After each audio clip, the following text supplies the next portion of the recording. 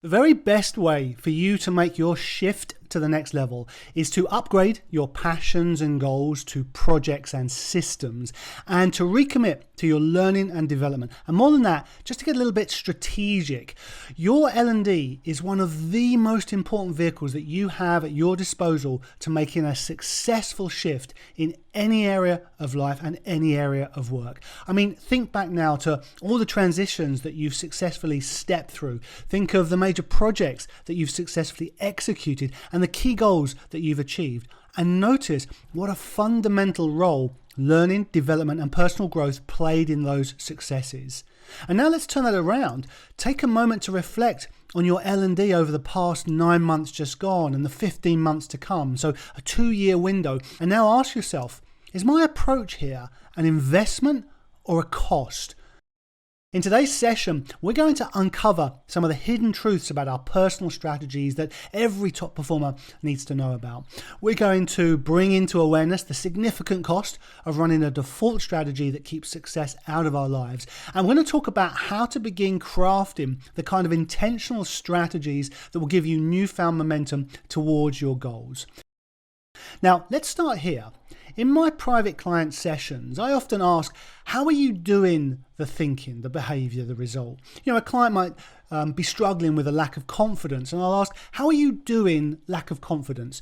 Or their challenge might be winning promotion. You know, I've been trying year on year and I'm just not getting promoted. Okay, how are you doing not getting promoted? Or there's some other obstacle in the way, and I'll ask them, how are you doing the thinking?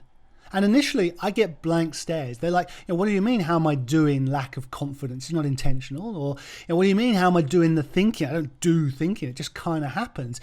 But then, after a little reflection, they see the strategy and they get it. We have strategies for everything. There's no such thing as no strategy. There is only intentional strategy or strategy by default.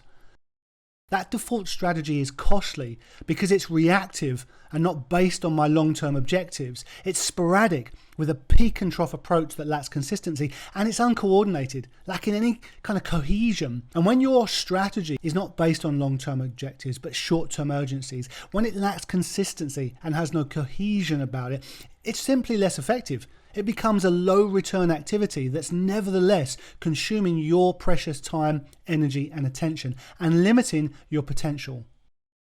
Think now of your key goals and your major ambitions for the near future, and take a moment to notice how impactful it will be if we just wander into life with nothing but a default strategy that's reactive, sporadic, and uncoordinated. And take a moment to notice any projects which have stalled or goals on which you're stuck, and know that there's a strategy in there somewhere keeping success out of your life. Why do most people make this mistake? Well, it's a mistake of omission, it's a consequence of busyness and increasing demands on our time, and it's a product of the limited value placed on personal and professional development by companies, by the world at large, and by ourselves. There are a myriad examples everywhere you look that say we don't value personal development. But I want to let you know there is an effective, time-efficient and results-focused way to get strategic about your development and growth without overly sacrificing standing commitments, and certainly without compromising mental well-being and life balance. Now, some may be thinking, you know what, I'm just too busy. It's not worth the effort. This isn't a priority right now. You can't get strategic with this stuff. But I invite you to challenge those points of resistance, because getting strategic is a net time saver that will maximize your time, energy, and focus. You'll waste far more effort without a well-conceived strategy in place. Not a priority? Well, what could be more important than your development and growth? And as for the thought you can't get strategic, well, you can. You just don't want to believe it. Now, if you can entertain the idea of getting strategic in your development and growth, you'll once again get crystal clear and aligned with your key goals and your major projects. You'll maximize your investments of time, energy, and focus, and you'll bake in the kind of consistency which accelerates your learning, emboldens actions, and amplifies your results. Beginning with, what would progression of this look like? If this were a journey, what would that journey be? And from there, if we were to get strategic, time efficient and results focused, what new investments need to be made and what existing costs need to be removed? Remember, A world-class strategy is within everyone's reach.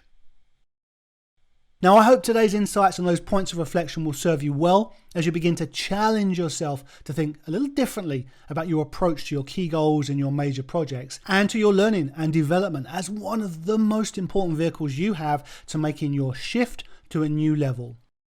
Now, please do leave a comment and let us know what's been your most valuable piece of learning today and your personal commitment to yourself to get strategic about your development and growth.